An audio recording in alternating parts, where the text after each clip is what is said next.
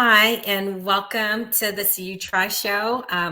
We're back on our usual scheduling date, which I know is highly unusual, but I'm super happy to have with me. Before I do introductions, I'll remind you I'm Karen Sims with the Trauma and Resiliency Initiative, and the See You Try show is a part of our ongoing efforts to help make Champaign County a healing centered and trauma informed community, and also by bringing in conversations and elevating voices about people who are doing really amazing work in the community, and to talk about some of the amazing things that might help us be more healing centered and trauma informed. So, but that might always do my little commercial. Not that I anticipate she's going to say anything radical, but the views and the opinions of our guests are their own. So we want people to speak freely. And I am really lucky to have Kim Kranich, who is probably known to most of you, many of you, but I'll let her do a more formal introduction. I've probably known you for most of the time that I've lived in Champaign, so it's been a minute. But we were talking, we ran into each other recently, but I'll let you do your introductions and we'll talk about our conversation. Thank you, Karen. It's great to be here with you, and to all the folks watching either live or on the web. I appreciate this opportunity to talk about healing. It's so important. My name is Kim Kranich, and I'm the Engagement and Educational Outreach Director at Illinois Public Media, also known as WILL Radio and TV.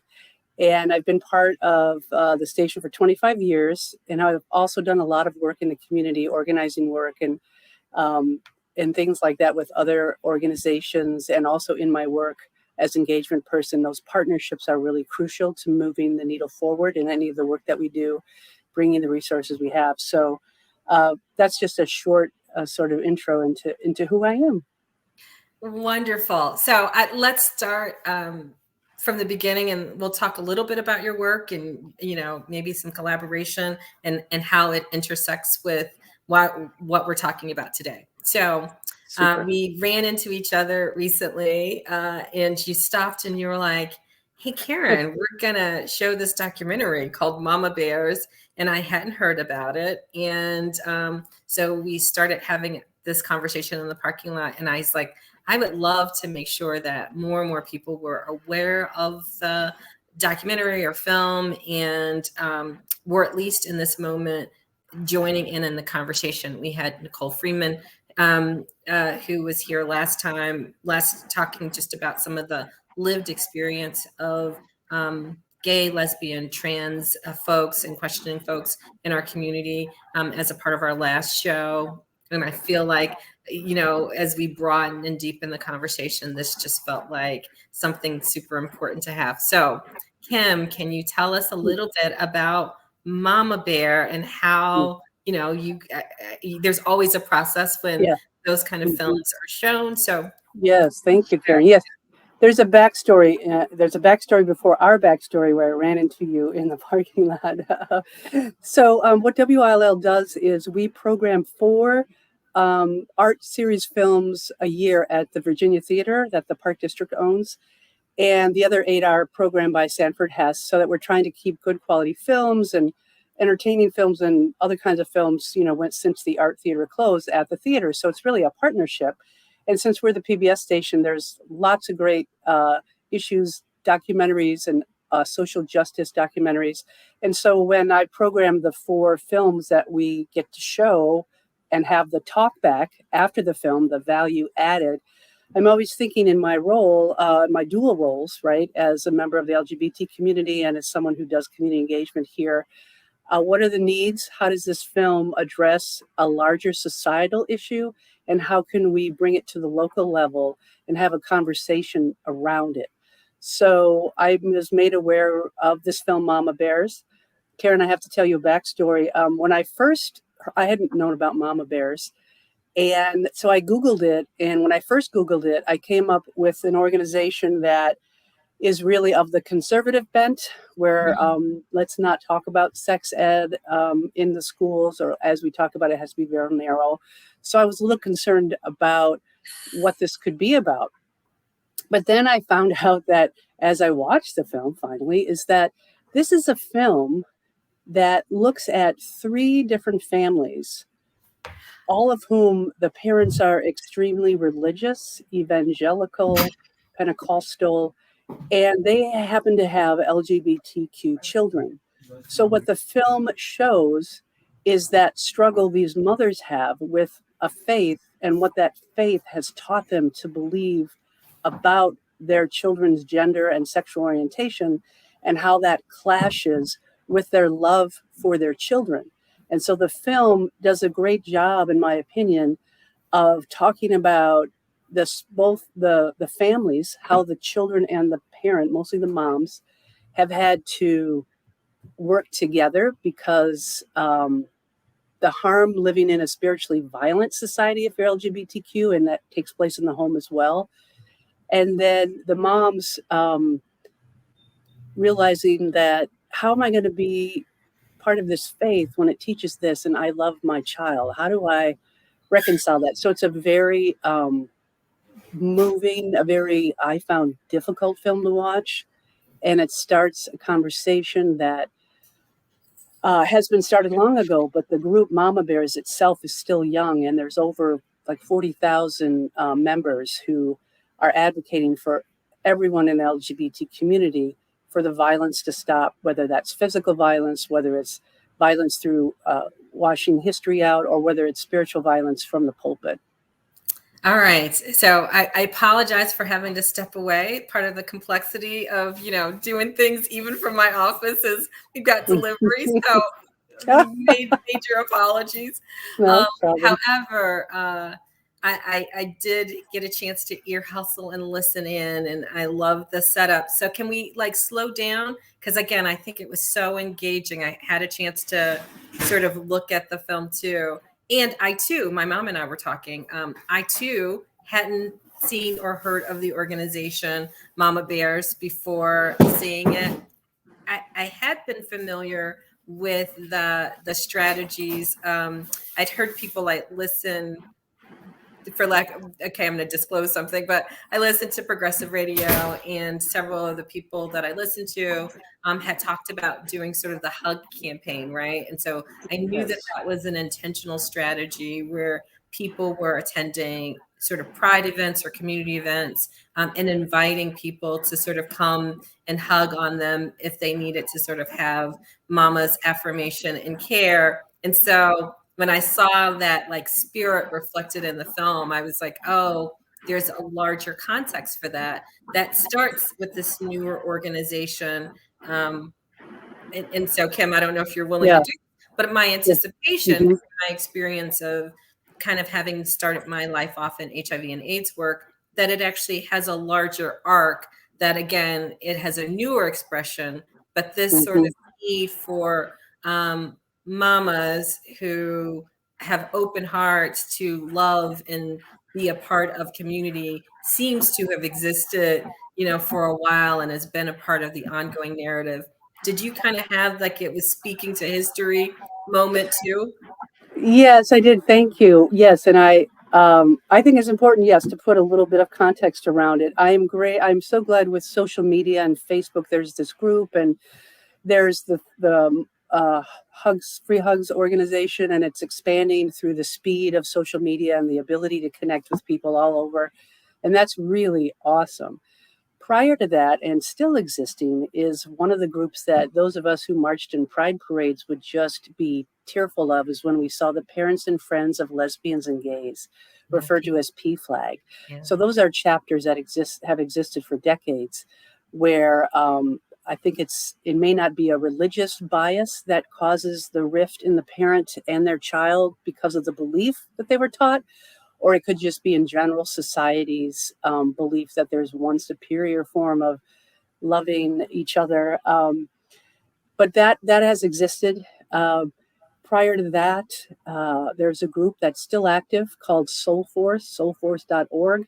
It was founded by Mel White, a gay Christian man who was a ghostwriter for people like Jerry Falwell, eventually came out and decided that the healing that needed to take place was through dialogue. And if dialogue failed, testifying how the spiritual teachings of the church against LGBTQ people harms the child and the family. We would testify, try to reach those church leaders and have those discussions. And then if that didn't work, there would be direct action to create attention, to have, again, more dialogue that wasn't happening through traditional means. And so those are some historical context for the family child kind of relationship and the way it's tried to heal. Because you also remember, Karen, the child that grows up in that home before the parent reconciles has gone through some either silence at best, spiritual violence, or physical violence at worst. Yeah. And so this film, right, although it doesn't talk about like the whole history, just know if you've been around or witnessing or maybe have been a part of a family or a community, there's been this long history where individuals and families and communities have really struggled, sometimes not well, with these tensions, and that we've had periods of time in our society where it's been amplified or worse, where people have felt far more marginalized and stigmatized. And that has just, again, created reverberations across, right, like families and systems. I know Nicole and I were talking, when you look at like the data around mental health needs, it is tempting by some on the like, I don't want to say bad side. My brain is like not looking for It's correct okay. words, but it Different is point of view. for people from a differing perspective to believe that it is because there is something inherently pathological about being gay, lesbian, trans, or questioning, or right on the continuum. And it is not. It is because, and I think the film does a really good job, it is because of what happens when people violate or don't allow you to be, become, and belong, and not only violate those, your ability to be, become, and belong, but also demonize, stigmatize, marginalize, and sometimes ostracize you from, things that historically have grounded you, like your faith tradition, your family. And so leaving people real vulnerable in, in important ways. And so I think it's an important film for people to see and to witness. And regardless of where you show up on the like continuum, I think you're going to get something in terms of humanizing the experience. And I'm sure that's part of why you guys made a commitment to, that's why it's being aired. I love the whole series, right? Because it humanizes so many experiences that people kind of keep on the margins. Agreed. Yes, Karen, I think the purpose of showing the film in Champaign County, and we are inviting folks from nearby Central Illinois, all over Central Illinois, is this idea to have a discussion afterwards between the panel, which I've set up and we can discuss in a moment, and the audience. The idea is to have conversation, to see if people can find each other that need each other's support.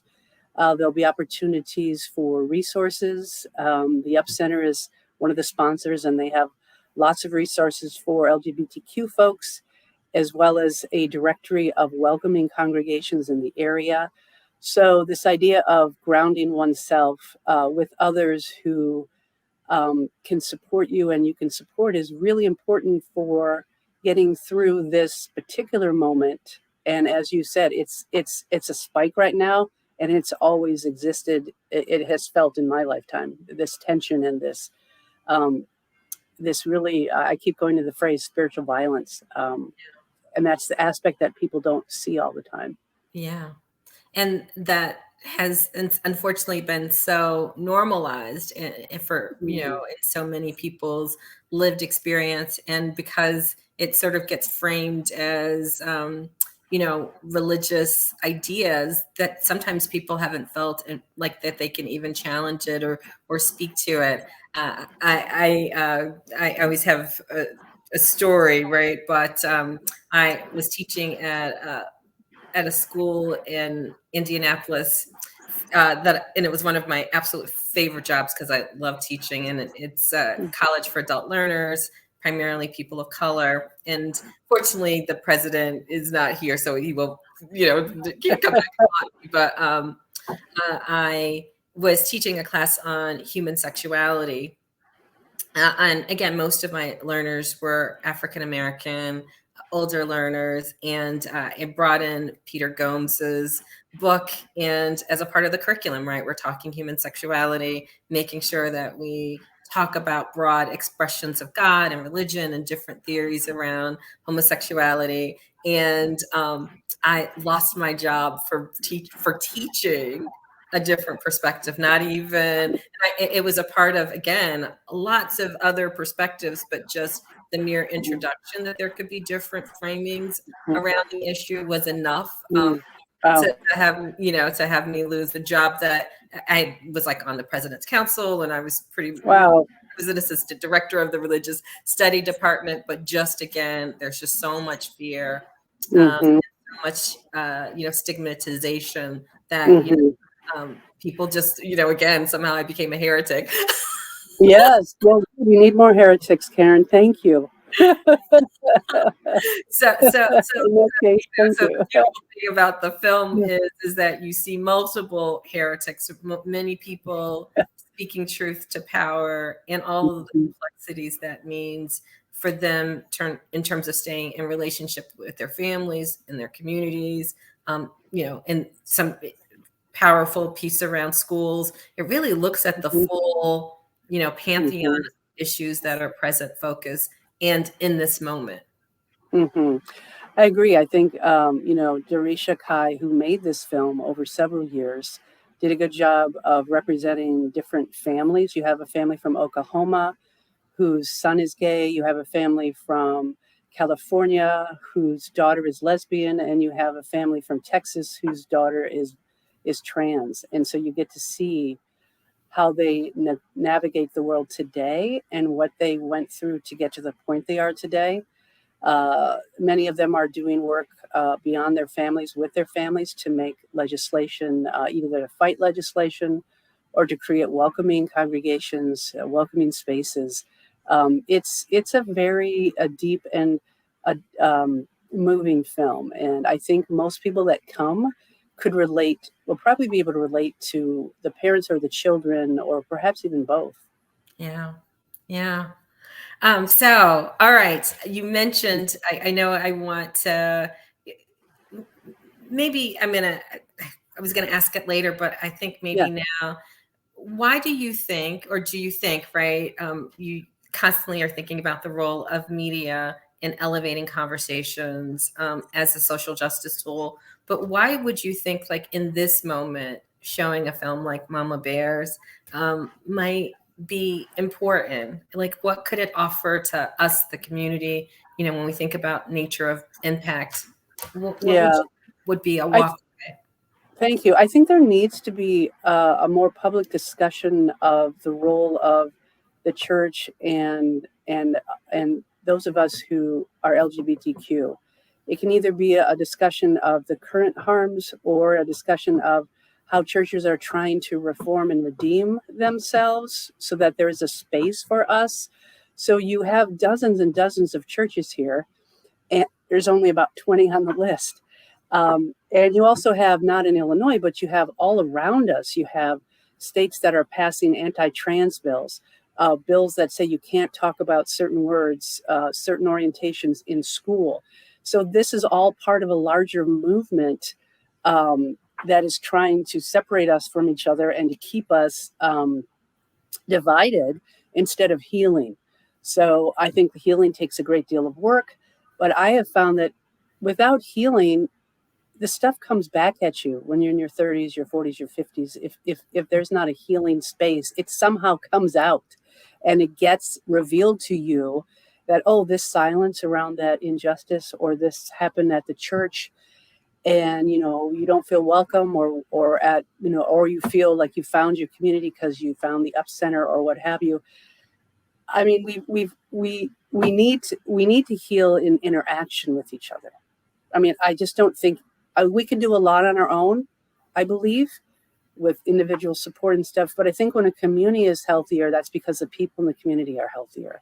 Yeah. And so the moment is now, and it's it's complex depending on who your family is. But there's this overall. I mean, even the Pope, many Catholics, the Pope is the leader, right? Recently, he said, it's okay to have a civil marriage, but not a religious marriage. So again, you're doing separate and unequal. You're saying the sacred bond is a man and a woman through marriage. This other stuff is just not up to par, and that can be deeply harming for someone to hear that. Yeah. Yeah. We could have a much more robust conversation. But yes, I can, and I don't think people realize it, Yeah. because it is so easy in our society to other, and to, you're right, larger conversation around always looking at like hierarchies of like who's right, who's wrong, who's in, who's out, who's bad, who's good. And there's just something about sort of our condition, particularly in the Americas, where we constantly are pulling these threads and looking to sort of jockey for, who is the right presentation, the right orientation, the right, sort of social mores, and anything that's outside of those bounds gets really pathologized or minimized. And people just, as you said, a community is incredibly vulnerable when you've othered maybe 20 to 30% of the community. And I always, and I'm not the first person who does this, but you think, first they came for, and then they came for, and then they came Yeah. for. And there's always been this conflation between racism, homophobia, classism, sexism, right? And they all kind of go together, and we never tease them apart. And if you think, Yes. oh, well, at least I'm not, or it's happening to those people, the way that these things intersect is we eventually end up in the same bucket. And I think you can see the soul wounds in this film about what it costs when you're othered. Right. What it costs. Exactly. And, it's I think, I think, mm, I think a lot of us know what we can say or shouldn't say, but how deep have we gone around the process that the words are conveying, if you know what I mean? Like um, yeah, I'm kind of stumped. It's, I find in an academic environment, um, you know, there's there's movements ahead of, academics leading some of the research and stuff. But I find on the ground, whether it's in a family or a community, it's hard to talk about these intersections of class and race and sexuality, and to not like identify person with just one identity. There's multiple identities within a person, and how do we are able to express that, and the differences that a person experiences something if you are in the Black church and you're gay, or if you are in a mostly white church and you are lesbian. What are the different tensions around that, and how do we come together around all those differences? And I'm best at the one-on-one. I just find there's more space to do that. So whether it's about educating someone about sexuality and the Bible and the way it's been used to pluck out verses and harm people, or whether it's how to show a commitment to someone racially different than me over time, and so we can talk about things that come up with each other. So I think all of it's important: the individual relationships, the community relationships, the leaders of our country. Now I sound like I'm a professor here. It's just large. I have a hard time putting my thoughts around it. Yeah. And so part of the reason why there's the showing in the panel is that I'm anticipating that you're hoping to sort of get at some of these complexities, to elevate some of those voices, to allow people to sort of have these deeper conversations. Can you say a little bit more about the Yeah. panel? Yes, thank you. Well, I'm excited about the panel. And I don't want to say too much about the panel because I really want them to just show you who they are through the discussion that will take place on stage after we all watch the film together. So I have State Representative Carol Ammons will be on the panel. I have a clinical psychologist, Dinesha Grissom, on the panel. I have Dr. M.R. Rowland, who is a choir director at the Unitarian Universalist Church of Urbana-Champaign, and I have the associate minister from that church, Sally Fritchie. So we're going to be watching this film together from our different experiences, and then we're going to be able to talk about some of those differences, some of the history of those differences, and hopefully, I think there's going to be enough similarities and differences where those of us who consider ourselves open and progressive will both learn from each other on the panel, as Yeah. well as taking whatever questions come up from the audience so that we can also hopefully forward the conversation or insight or experience for those watching together with us. Wow. So it sounds like a really rich experience. And so you really are hoping for some diversity of perspectives and some, I mean, I always think that there's such a richness. We were yesterday at the campus community compact sort of convening yesterday, and one of the things in our group that people said was, in 10 years we would be a more resilient, healthier community if we could sit in the room together and have these more difficult conversations, and people could stay in relationship with each other, right? That we could go, ouch and oops, and we could struggle together, and that people again could continue to talk and not feel like they needed to sort of shut things out, or again go us and them, or not be in dialogue. Because from my perspective, and I know that this is the hope for a lot of public media, is that the more we see the world and its diversity, the more we hear people's, I mean, I think those first person stories that I've always followed through my whole life always have provided insight that has humanized an experience that maybe I was not familiar with, or unaware of. And it is through like looking at our shared humanity that ideally the hope is that we can be in dialogue together. And so that's the power of those kind of stories. It so is. And, when people who are lesbian, gay, and bi or trans come out, they're coming out in a, heteronormative, predominantly cisgender, heterosexual country. And then when you come out to someone, you're giving them an opportunity to see who you are and how that you exist, that you are here, that you struggle like everyone else, to have good relationships, to be, to nip problems in the bud, to love as best you can. I mean, there's so many things that divide us, right? And so having that long-term relationship where you're giving and taking with each other over time, I think is what was where the healing begins. But there is so much uh, lack of opportunity. There's so much fear around making a mistake, um, or not saying the right thing, for those who are good intention. Now there's others who don't care and they're just going to repeat, and that's different. I mean, I think working with folks who are willing to grow and change, as you are willing to grow and change, I think that's the difference. But I also think there's tons of those people out there. There's tons of that kind of yearning for that kind of wholeness, both in oneself and in the community and in the family. And there are other instances where it is not possible. And the healthiest thing to do is to just find a new family, find your people elsewhere.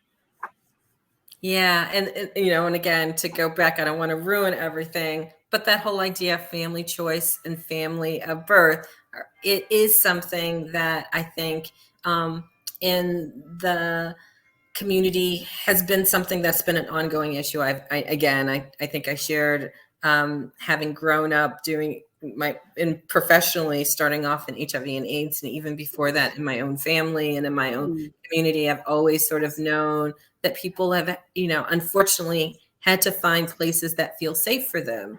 And when church, I want to say this sort of parenthetically and have this conversation because you hinted at it.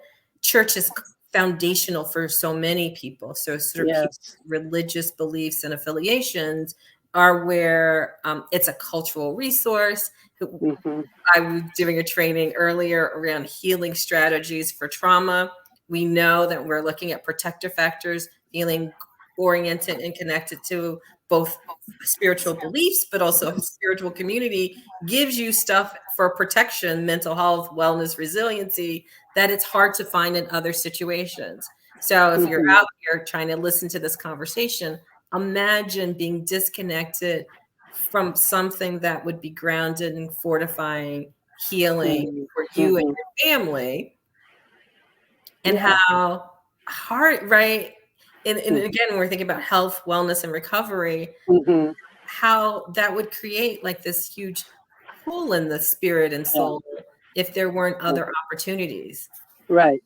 I mean, you see in one of the cases where, the religious community that the two of the people grew up in, because the one is a really young child, you know, it it it really was very much a part of their life. And then to hear that, to know that what you were taught about your own sexuality is the worst thing that you could be, and your mother hoping that was the last thing you would be, and it turns out that's who you are.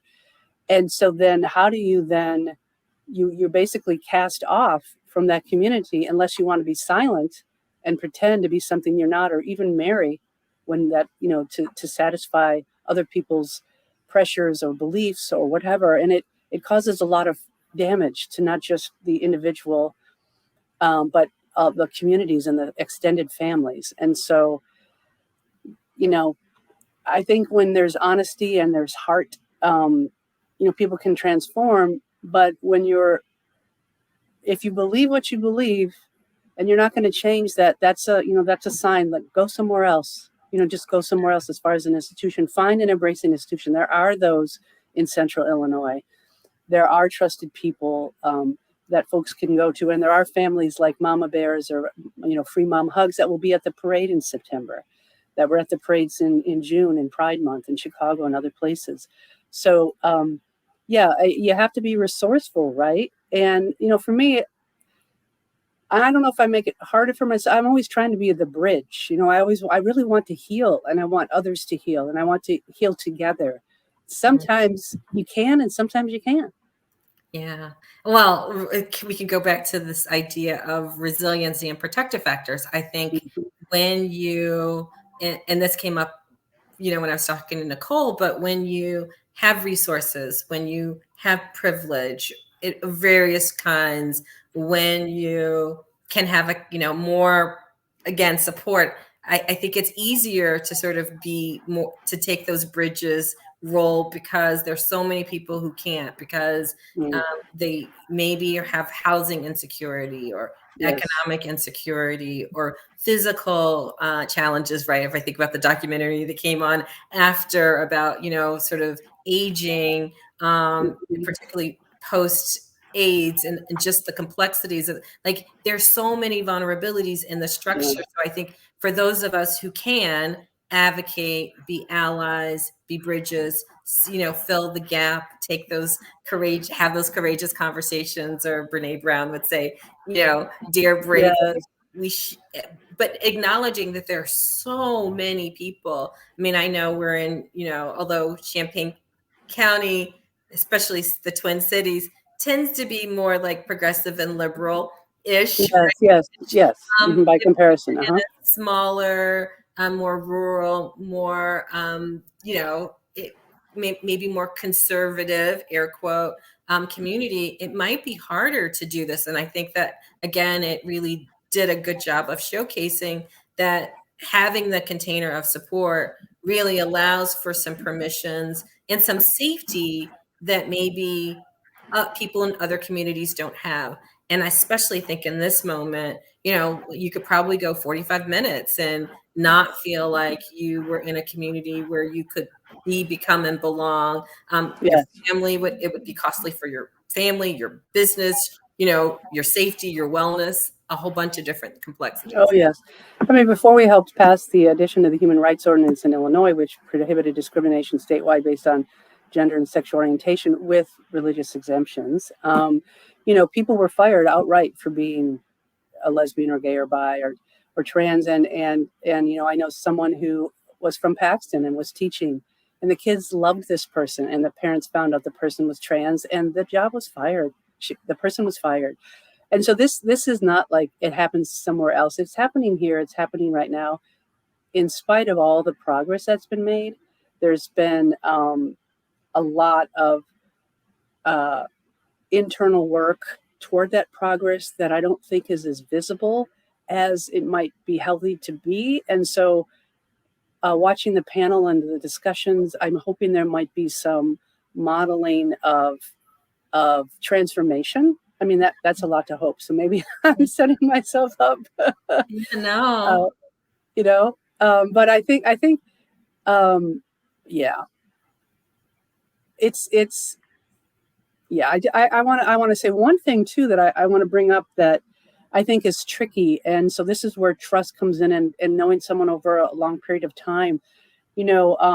When folks come out, we're instructed, like, feel good about yourself before you tell someone else, because they may have a hard time, or they may think, I hate to say it, it's their fault. You'll see that in the film. You'll see how many people think they did something wrong because their child is LGBTQ. And there are others who aren't able to see themselves in relation to their child. And this idea that, oh, I don't want you to be this because the whole world, you're going to have a hard time in the whole world. Sometimes that is used to mask an individual's fears and to not address the work they have to do, and just put it in this big, big pot and say, oh, when really the person is also speaking about their own beliefs, their own fears. Yeah. And so how do we have those conversations that are honest and open, where the healing can occur? And I have found, and you'll see in the film if you're able to come, how much the children helped the moms to grow, and then how the moms became fierce advocates of their children once they were conscious and were willing to sacrifice their own extended family and churches in some cases. It's incredible. It's incredibly powerful. Yeah. And what's that saying? You've seen maybe the little like clip or whatever that, Yeah. the longer first of all, you can't swim in the water and not be affected by the water. And Yes. the more you swim in the water, the less you sort of see in the round. Sometimes you don't even realize that you're in the fishbowl. And, Yes. this is why I think if you're doing anything with a sort of social justice lens, that being aware that all of our oppressions are interconnected, and that if you live in this world or society, it's really easy to internalize homophobia, heterosexism, sexism, like, so, right, Racism. my fear of the other, or what's Mhm. normal, or and it just sort of becomes so ingrained and so again, part of the water that we swim in, that we're all on this journey. So you could even, I think that they even show this, that you can even for a minute start to internalize ideas about religion or whatever. Although this is not this film, I was listening to Radio Lab recently, and Oh, yes. they were doing this really great story about, because it's Pride Month, and they were looking at the origins of stories around sexuality, right? And the idea of, I guess, sorry, we're going off the thing, but like, the whole idea that, same-sex couples existed across the animal kingdom, and that, there were places where, men were extraneous, and, and that you could sort of reproduce and raise families. And the woman who was narrating the story said she didn't realize like how important it was for her to believe that this was something that existed in nature, because when they did Yes. additional research, they were like, it was like a blip based on some environmental issues and social issues. But when she found that, she was like, oh, I didn't realize that I had internalized that I needed validation. Like I needed to Oh, know, yeah. because I too, somewhere in the back of my mind, had started to internalize the belief that this may be something about our family structure needed some outside proof that it was real. And it was just beautiful to like listen to the journey. So again, this is the beautiful thing about public media is that we get a chance to hear these stories in such an intimate way, that just Mm, broadens and deeps. So I'm really yes. hoping people will, take advantage of these opportunities to really see and hear. Yes, I'm so grateful to you, Karen, for all the work you've done and highlighting this film that's coming up on June 30th and the opportunity to have that kind of a dialogue. And to one of your points, you can see someone as an activist, as a leader, fighting for rights or multiple rights, and they can still have internalized sexism, homophobia. I think it's you grow up with that, and it's a struggle to free your heart, decolonize your mind from the stuff you were taught. And I find in my own life, it's a lifelong process, whether it's about sexual orientation or gender or race, or class. It is, yeah, it is so much like the fish in the water, the fish not seeing the water because it's part of their environment. It's so hard to step back and look. And yet that's what's necessary. Then Absolutely. policies change, then hearts change, right? Then health changes. Oh, Then I love it. And it's constantly stretching. Folks have probably, and you'll appreciate this, maybe Kim, but I know when my daughter went off to college, she went to a predominantly not part, it's all girls school in the South, and she comes home freshman year, right, first break, and she's like, we sat around and we talked about pronouns, and yes, again, I open and affirming whole time, open and affirming church, whole thing. But most of my work has been around and with people of color in the last like 15 years. I think somehow I just missed, not on campus, so I missed the whole pronoun conversation. And she's like talking through pronouns, and I'm like, work with me. Like yeah, yeah, right? Like I think I'm pretty good, but now you're opening up this whole world of ways for me to think about expressions of being.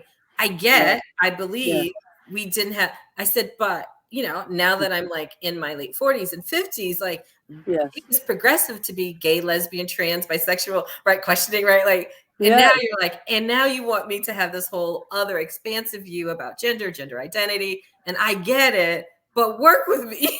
so it's just been yes, a beautiful journey to like work with her and work with her friends.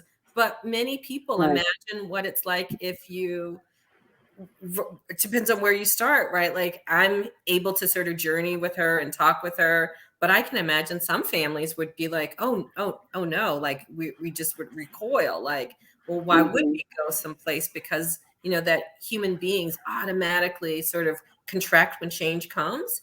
And yes, we're afraid of difference. It's kind of hmm, wired into our brains. And so now we're asking people to get to know, to be open, to be curious, and that requires having, again, some capacity, some desire, some support, believing that it's going to be safe because, we're challenging, as people continue to evolve and grow, we're asking people to continue to evolve and grow. we are. And in 20 years from now, we'll look back and say, wow, we were at this moment in time, and hopefully we've progressed.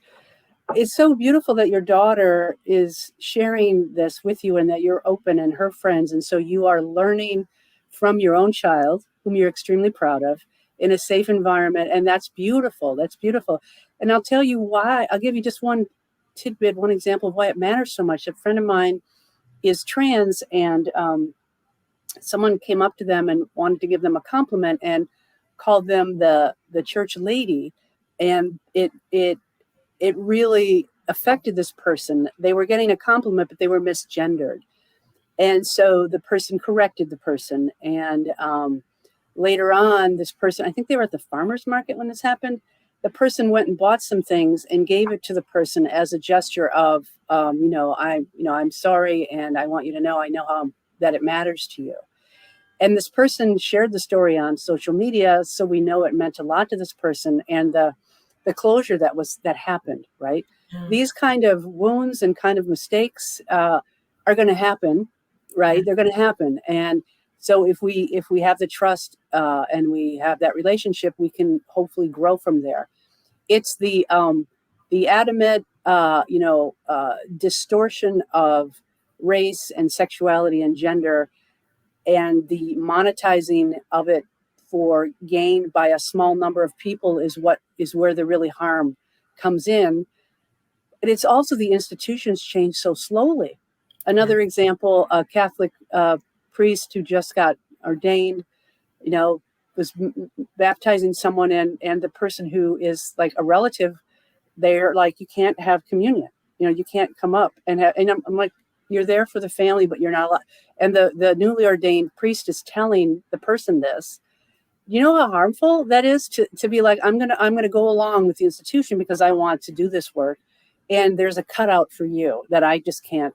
And you know how that is like, that's spiritual violence. That's an example of spiritual violence, an example of how a new person in their career obviously has got a lot of work, help that they can do and bring people together. But look at this gap, look at this hole that's got a big X on it for this particular lesbian woman who's in a partnership and cannot get this communion. And this is everyday Yeah, occurrences. yeah. And from a trauma perspective, we always call those things moral injury. When you Yes, do something that violates your soul in your sense of right, wrong, just, fair, loving, kind, and to be in places, and I think some congregations have found themselves, right? We look at like the Methodist Church struggles, some Southern, right? Like just choose a denomination that's in a period of tension right now because they're really doing some soul searching because people are like trying to avoid moral injury because there's so many people who are like, it is unjust, it is unethical for us to not serve, not support, to separate but unequal, to not allow to people's being, becoming, and belonging. And they're like, we don't want to be a source of harm. And so because it harms the soul. Like it is, we yes. want to think about like what causes post-traumatic stress disorder. It is when I do things that violate my sense of my soul, that my soul Hmm. feels wounded. Hmm. And we have a lot of people, right? Unfortunately, now they're in these tensions across denominations. I think before we wrap up, I wanted to clarify one thing, and I'm going to let you speak to it.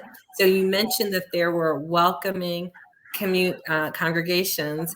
You might want to like define that because I don't think everybody like it's Oh, not thank you. it's an internal term. It's not necessarily widely like broadly known. Yeah. What do you mean Oh, by thank you, Karen. Yeah, and there's different. So the Up Center has a whole bunch of volunteers that submit a survey to the religious organizations, and they ask certain questions. They look to see, is there a welcoming statement on the website? Do they openly say we're a welcoming congregation for LGBTQ? Do they perform same-sex weddings? Do they respect gender pronouns that people have? Do people who are LGBTQ able to teach the Sundays, be around kids, right? That's a big, big, big, that? myth, right? So, so in order to sort of quantify, and this list is purposefully tried to be created and put up as a resource. It doesn't mean that there aren't other congregations that are not supportive of their individual members and do weddings. They're just not on the list, and so we try to update that list. Or also, we try to respect where folks are at, and